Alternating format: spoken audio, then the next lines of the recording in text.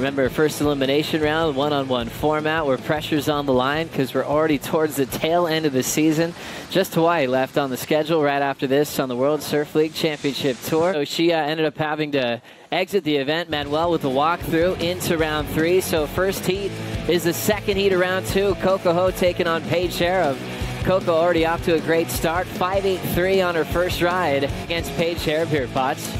I like it. I'm really enjoying this new sort of reinvented attitude from Coco. I mean, she came out this year saying, look, I'm sick of just making the tour. I want to go on and win a world title. And I think you need to have that kind of attitude. I think, you know, you're coming into this tour with one thing in mind. If you don't have that attitude, then there's no real place for you. But I think Coco's looking sharp. I mean, one of the best techniques on tour. I think consistency may be letting her down just a little bit. We see highs and lows from Coco. I mean, I think she's a top 10 surfer all day long. It's a consistent start in this one. 4.83 on that last wave for Coco. Paige, 2 scores in the 2-point range. This one a 2.27 as she's trying to catch up to Coco, needing an 8.33. An amazing athlete, yeah.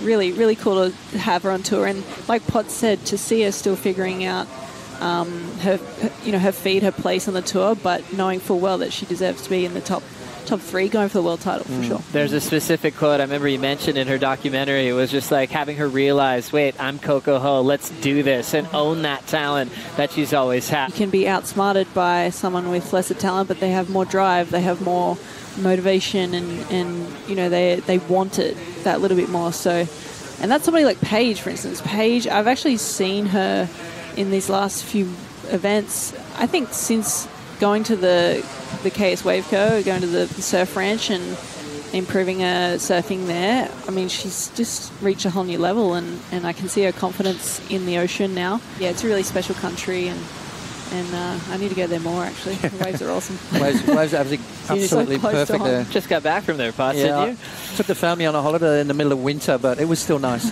Paige, proud to be from New Zealand. Little backside snap there, incomplete on that effort, chasing down an 8.33.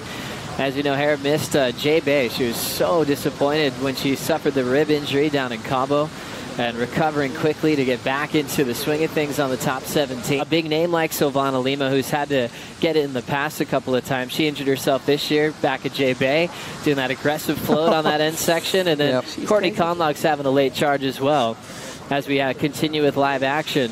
Yeah, Courtney came back and won an event. Right. Exactly right. Let's see what Paige did on this last one, Potts. Well, it's looking like her best score so far, Joe, just 3 points. So I think she needs to find those vertical face, especially on the backhand. Those sort of wraparound cutties aren't really doing it. It's not really a critical maneuver.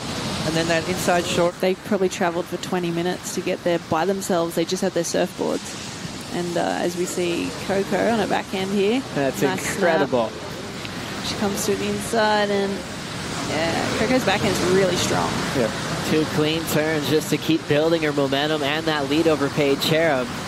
Discussing that first time you saw Vahine, that was incredible. So they journeyed themselves. They journeyed themselves. They came out. They heard that the Roxy girls were there, and were like, oh, it's okay. If the boat sinks, we have our surfboards, so we'll just paddle. Wow. And I was like, oh my gosh, this is the coolest. Incredible. Going for it there, along with Coco. Big finishing move there, Potts. Do you like it? I like it. I like the that vertical turn, and that's what I was talking about that Paige has got to be looking for. Oh, for sure. Yeah, like I said, I'm so lucky to have spent a bit of time on tour with Lane and Rochelle and Megan Abubo, all the women who I just absolutely adored as a young girl.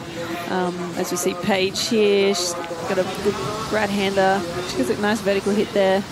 Comes around with a nice little carve, and this wave's just going to struggle to give her something else to hit, so she kicks out.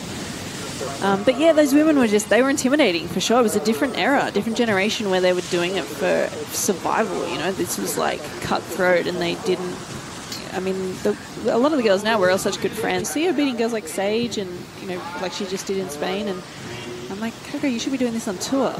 The waves are better. You've got more opportunity. You've got, you know, there's just a better network and better system for you to perform better. So, I don't know, it's just the headspace, it really is. For sure. Coco takes the win over Paige Hareb as she'll move on to round 3. Up next, the rookie Caroline Marks takes on wildcard Vahine Fierro. Be back for more right after this.